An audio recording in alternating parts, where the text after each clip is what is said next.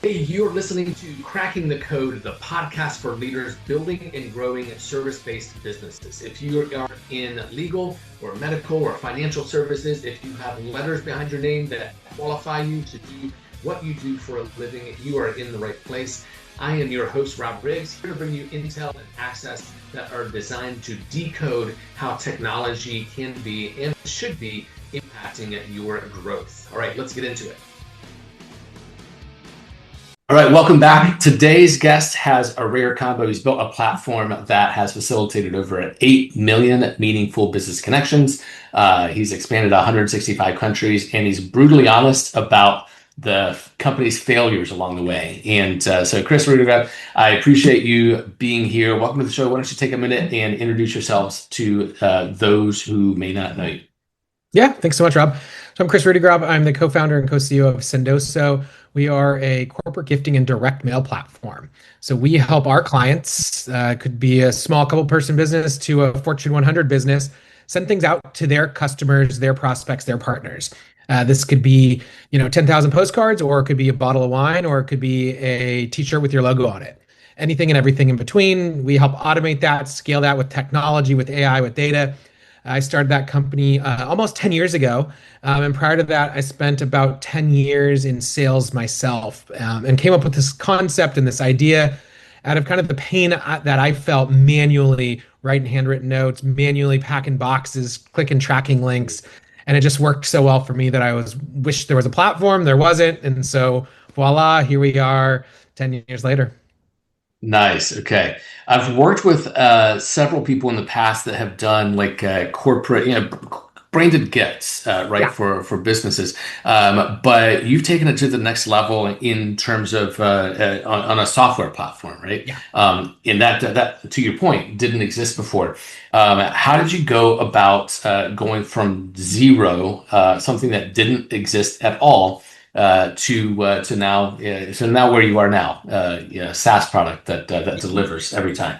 Yeah, and I think what you alluded to was correct. Like we didn't invent direct mail or gifting. People have been doing this for ages and ages. We just built software platform that it could be scaled, tracked, and very easily orchestrated. And so, I built this for myself. So day one, when I was designing the software, I said, "Hey, what do I want? Where should I click? What should I build?" I spent a decade in software skills prior, so I was really familiar with software development life cycles. And so it was really easy as working with a designer, designing out the product feature scopes that I wanted. And then that quickly turned into product V1. And then from there started to get customer feedback. But, at its core, it was really simple. It says, hey, in order to send something from one person to another, you have to have a supply chain, logistics, marketplace infrastructure. So there was a bit of building that behind the scenes. And then the software that made it easy to just like click, track spending, track reporting. And then now layer on AI to provide suggestions on what to send, where to send, and some really interesting AI agent functionality. Absolutely. So I talked to a lot of people that have this great idea, Mhm. and it is so obvious at some point that this has like an audience of one. Yeah. How do you did you go and market test the idea, make sure there was a fit, make sure there was an audience base for this? Yeah, so first things first is I went and kind of interviewed a lot of my peers, and asked them what they were doing. And the majority of people a decade ago were either A, not doing any direct mailing gifting because it was too far on their to-do list and they never got to it, or B, they were doing it very manual like me. They were saying, hey, we have interns that come in and do this, or we have our Yeah. team do this on Fridays and they all pack boxes. Or they say, hey, we don't even know, but we suspect sales reps are doing this on their own, going rogue with no controls, no branding controls, no governance. And Yeah. so all those gave me enough motivation and enough conviction to say, hey, I think I should build a software platform and a fulfillment infrastructure to help automate this. Love it. Okay. Could you, this may be a bit off topic, but could you talk through kind of your growth stages? Where are you in terms of revenue now, and what did it take to get past those typical milestones? Yeah, we're about 100 million top line revenue business. That's been something that I'm very proud of over the last about decade in business. The first few years were really building the infrastructure and purposefully not rapidly growing because there was a lot of technology we needed to build as well as a lot of infrastructure and physical, warehouse locations, et cetera, that we needed to build out. Then we went through a growth phase. We then went through focusing on profitability and growing the business with better unit economics. Through the years, we've raised over 150 million in funding to help fuel our growth and invest back in our customers. So it's been quite fun. But yeah, a lot of curveballs along the way. COVID was a crazy time for us because previously we were shipping to people's offices and then no one went into the office. In the early years, it was quite hard to keep up with demand because we had to warehouse things and warehouse our customers, swag and gifts and other items. And that was really hard to scale. Unlike software where you can turn on another server with a click of a button, we actually had to, go and find locations and scout those out. So a lot of unique learnings over the years. Wow. So you're not solely like print on demand. You're printing at bulk and then storing, right? Correct. Yeah, we do offer a print on Yeah. demand solution for some items, but Okay. for a lot of our customers, it's more cost effective to procure items in bulk. It also is quicker for us if we have them in inventory to then send immediately on our platform. So a lot of our customers hold inventory at our fulfillment centers, and then from there we can very quickly trigger one or trigger 10,000 at a time at a cost point that has some really nice kind of economies of scale for our customers.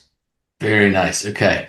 So I know so I want to get to AI, but real quick, this seems like such an obvious integration with CRM. What have you done to like integrate with some of the big CRMs out there?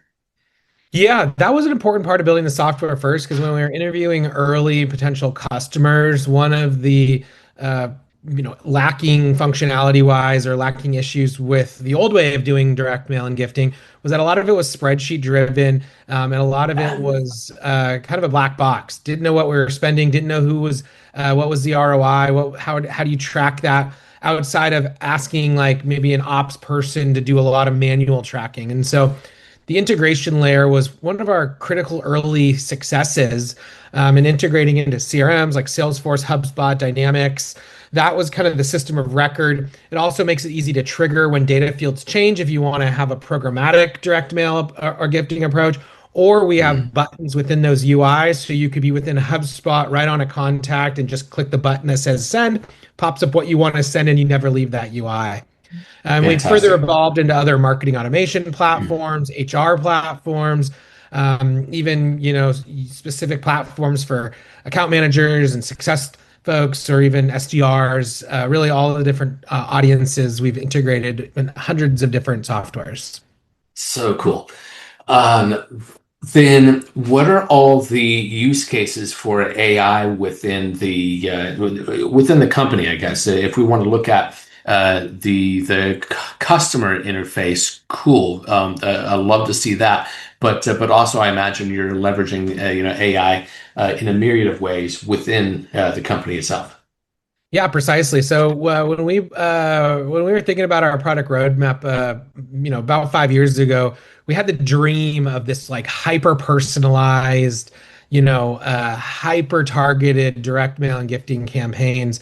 But we needed to catch up with technology, and so when AI, OpenAI came on the scene, that really rapidly expanded our roadmap pretty quickly. We were able to launch some really cool features based on the demand of our customers. So we really looked at how across millions of different sends, what were the areas of either productivity opportunities, so where were customers spending time, or how could we drive better outcomes. And what we found was we were able to launch a SmartSend feature, which was really our ability to go out and say, hey, Kris lives in San Francisco, Kris has a dog, Kris plays golf, and find out these like interest graph on individuals so that you could suggest the right gift to grab Kris's attention, or the persona itself, like a CEO in San Francisco. And so we built this SmartSend AI feature. We also built a smart messaging feature that allows us to write the message or the handwritten note that goes along with the gift and draft that through AI. There's a smart delivery feature Nice. that triangulates the location of the recipient because we have to hopefully find the right address for that person. And previously, a lot of companies are like, I don't have addresses for my customers or my prospects. And so we solved that through AI. And then also the signal on when to send. Hey, is there a third party signal, whether it's funding news or company announcements, job changes, or internal that we can find within the CRM and take that data to suggest when to send. And all those things create a huge productivity boost for sellers or field service folks that were manually trying to send themselves. We were able to drive better outcomes. Nice. Nice. Are you geographically centered in terms of where your warehouses are for speed of shipment and that sort of thing? Are you shipping internationally? Where are all your clients and customers coming from? Yeah, we have global warehouses across Europe and APAC in the US. We do look for locations to help with delivery times and improve on our SLAs. And we also have this really unique dropship marketplace.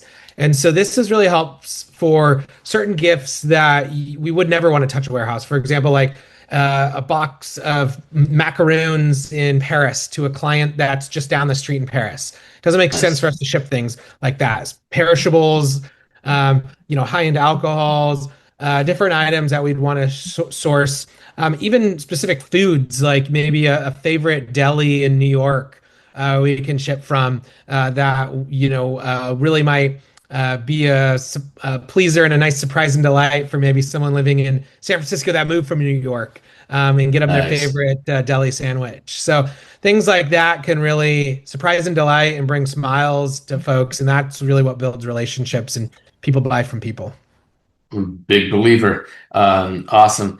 Are you experimenting with delivery service? Are you just using like UPS, FedEx, et cetera? Or are you pulling in from like lessons from like Amazon, like pulling in contract delivery services? Yeah, so we have dozens and dozens of global carriers. We have all the big ones, like you mentioned, FedEx, UPS, Okay. DHL. Regionally, there's other smaller carriers that are in different pockets of the US and different pockets of Europe, etc. And we haven't experimented with kind of like the Amazon Flex, almost like Uber X type drivers for delivery. Yeah. However, we are in kind of early phases of exploring a partnership with some of those on-demand delivery drivers that would expand our network and allow for really, more instant delivery of gifts. For example, if I just got off a call with you, Rob, and I figured out it was your birthday, I don't want to ship something through FedEx and get there even tomorrow's too late. I need to get it to Yeah. you like in 2 hours. And so we're going to be bringing out a new product offering around kind of a more real-time delivery, piggybacking on some of the delivery networks. Nice. So interesting. Hey, this is Rob Riggs, and I wanted to take just a second to tell you about Code Conspirators, our sponsor here. And we are a technology-focused performance marketing agency serving professional service firms. So that's legal, medical, financial, engineering. If you take a test to do what you do for a living, we help you grow your practice with websites and apps and software and performance marketing. That's organic, paid ads, retargeting, conversion optimization. And we're also doing a whole host of things with CRM, AI, and automation that's been bringing our clients tremendous value. If you're curious at all, go to codeconspirators.com to learn more. Now back to the show. I'm fascinated by your service delivery, but some of our conversation I think could some of our listeners could benefit from a conversation around how you went to market to get funding. Could you talk through that? Did you start with this in mind? Hey, I want to build to a couple million, and then I want to pull in funding to expand even faster, or what? How did that process work for you? Yeah, given that I kind of grew up in Silicon Valley area, the venture capital world was always close by and really starry-eyed for me. And so I did definitely want to go down that path from day one. So really building a business that, was accelerating really fast to show really strong traction and, doubling, tripling year over year. And so that was really critical in the early years to showcase that growth to investors. And to get there, though, it was not easy. There was a lot of effort on building and making big bets early on, overspending perhaps on sales and marketing to drive that early traction, building a community and flywheel that could drive long-term pipeline for us. But a lot of it was around just the conviction that this is a huge, multi-hundred-billion-dollar category, and I wanted to be the category leader. So we needed to pour a lot of fuel in the fire to build that global brand. Very cool. So you've had a front row seat to the kind of evolution of outbound sales over the past decade, right? Where do you think B2B prospecting is heading now with the advent of tech at your fingertips? Where are most experts getting this wrong? Yeah. So I think aside from the obvious like agentic outbound and automating some of the mundane tasks or time-taking tasks with AI, which I think is the obvious thing that people are already doing, I think probably the next stair stepper gain in outbound sales is really going to be this AI-based prioritization engine on what's the next best account to go after. And rather than, an outbound, business development rep having just, hey, here's your top 10 or top 100 target accounts, and they're spending months or quarters on those 100 accounts, it's going to be, what is the hottest account this morning right now that I need to call on based on signals and third-party data, based on data from our own website, CRM, and other systems, based on even interactions with some of the agentic maybe AI outbound. Maybe someone opens up an email today and then clicks over to your website, didn't reply to you, but that's number one now on your call list, or that's number one on your send a gift to list. And so I think super account prioritization is going to be the biggest next breakthrough in AI outbound. Very cool. And obviously there's a ton of data available if you can figure out where to grab it. Correct. That's the thing is there's tons of data available. And it's just where are you grabbing it and how are you putting it together in a way, almost as if this, companies kind of grew up in kind of a lead score type of environment. This is almost like the AI lead score on steroids. Love it. Love it. So one of the things, so I run a development marketing team, and so one of the things that are very important to us in conversation with the clients is how well are our efforts impacting their business growth, et cetera. I'm assuming, given how data driven you've proven to be just within this call, what are you able to tell your customers about kind of what the impact is on their business when they use your service?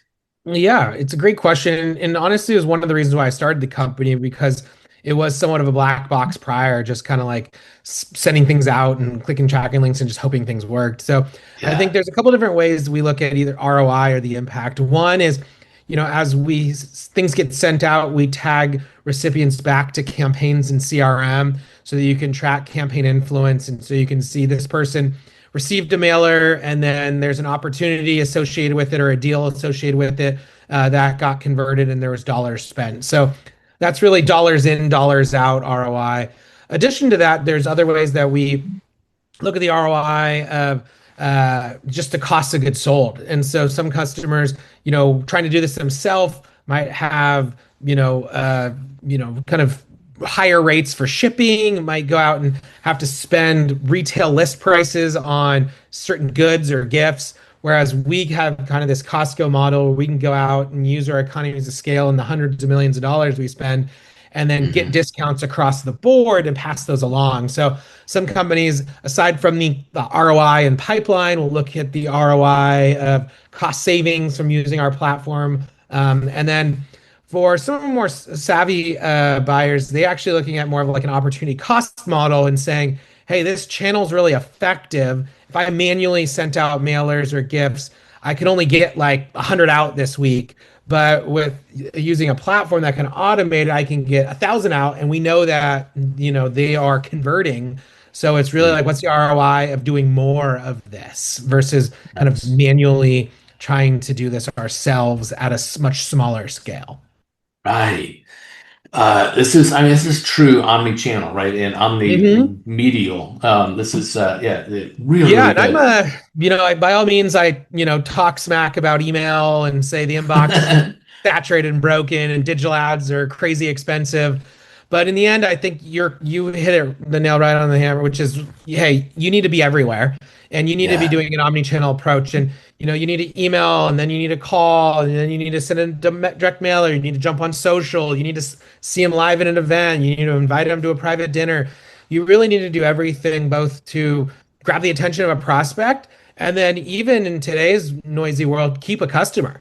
I think Yeah. that's we're seeing that as one of the biggest use cases recently, which is, hey, you spend so much time and effort trying to grab and get that customer first, and then kind of put them on auto drive. Well, no, it's important that you continue to market to that customer, you continue to gift and engage and build rapport with that customer. And so we find a lot of CROs and chief customer officers, even CMOs, caring more about that post-customer life cycle. Nice. Yeah. So you built this kind of on the side hustle, right? And grew to where you are today. What's a dark side of that journey that nobody's talking about? Yeah, I mean, for kind of V1, I was building this while I was employed and trying to really spend some nights and weekends figuring out what this could be. I think that there is a bit of a focus and a bit of a you know uh, early stage like whether it's imposter syndrome or early stage like got to go all in. And so I think there is certain founders that tend to try but don't go all in. And so there is some downside there. I was lucky enough to, quit my job and go all in and double down on my efforts on Sendoso. And I think that really helped where we are today. But I think for certain founders that might be, not focused or spread too thin, that can lead to some problems. Yeah, for sure, for sure. So we've covered a lot, broad scale in this conversation. The So from founder-led sales to AI implementation, relationship building. What's something that we haven't touched on that you see being like monumentally important for somebody like growing their business now? Yeah, I mean, one area that I think, especially with like the saturation of a lot of these digital channels and just people having tuned out and being really noisy in today's world, is really how do you build a community? Because I think community can have longevity, and how do you do so early on, even when you're a small company? And by community, I mean a lot of things. It's how do you build a customer community and create like a customer advisory board? How do you create a power user community of your best customers? How do you create an advisor community of people you're surrounding yourself with as mentors? How do you create a community of partners that can support you and talk you up? And so I think that's an area that doesn't get talked enough about because it is less tangible.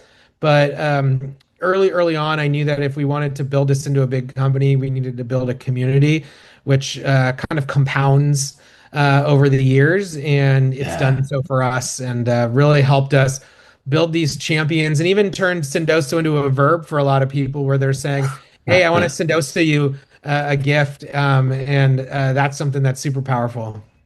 I love that. That's extremely empowering. It's the model of like Kleenex and Band-Aid and Exactly. whatever. It's like when you reach that point, then you have to start like being super brand, protective of your brand, right? Yeah. But to reach that point is extremely encouraging. Super cool. So around the turn of the century, 25 years ago, the old marketing adage was that it takes seven touches to make a purchase decision, right? You got to first introduce somebody that didn't know you existed. Seven touches later, you can prep for a sale. And over the past 25 years, whether it's a result of people being bombarded with ads or just short attention span, we've seen that increase to over 30 touch points Yeah. being necessary to make a conversion. I see what you're doing as being so, and it's not enough to like send 30 emails, right? And on the 31st they convert. Yeah. People are looking across various platforms. I see you being a tremendous separate platform for that extremely conversional touch point. Any thoughts on kind of how that impacts the touches that it takes to convert? Yeah. The way that I look at it is, like you said, an email inbox is really one area that you can grab someone's attention, and some people might be fast to swipe. And so I think really it's, I sometimes call it top of mind time. I've also called it like earned attention minutes. But it's like, how do you go out there and purposefully try to, be in the mind of your buyers or your customers for expansion purposes? And in doing so, you need to catch them at a lot of different areas, whether it's swiping on their phone, whether it's, on their doorstep or on their desk with a mailer, whether it's while they're scrolling on LinkedIn, whether it's, on a car ride and you caught them on a phone call. There's, really the more top of mind time or earned attention minutes, the better. Nice. Love it. Is there anything we haven't touched on that you feel like we'd be remiss if we didn't touch on before we head out? No, I think this is a great conversation. I think, as we alluded to, you got to be everywhere to get anywhere. And so I think in today's world, it's how do you craft that journey? How do you get creative? Even if it's a small thing, even if it's just picking 10 potential customers that you want to break into and doing something unique and special to grab their attention. I think attention is, the currency of tomorrow, and you got to earn it and you got to get it. I love that, man. Kris, I appreciate it. I know we're at time, but I really appreciate your the conversation and just your sharing your insights here. Congrats on what you've done. Really fun. Appreciate you having me on, and would love to continue to connect with any listeners. Feel free to follow me on LinkedIn or shoot me an email, even if you're curious to connect. I love networking. Awesome. Absolutely. We'll make sure people have your contact info in the show notes, sendoso.com, and then link to your LinkedIn. Link to your LinkedIn profile. It'll be great. Perfect. Appreciate it. Thanks again for having me on. All right, that was Kris Rudeegraap, co-CEO of Sendoso, 8 million sends, 165 countries, and a refreshing dose of honesty about what works and what does not in modern B2B sales. If you're at all interested in surprising your prospects, your clients, etc., with a gift that's out of the norm, this is definitely something to check out, sendoso.com. And check the show notes for a link to that site, as well as Kris's LinkedIn. And if you're at all curious about how to integrate tools like this into your CRM, into other tools that you may be using to grow your business, definitely check us out as well, codeconspirators.com. And until next time, I hope you have a great day. Thank you for listening, and we'll talk to you shortly.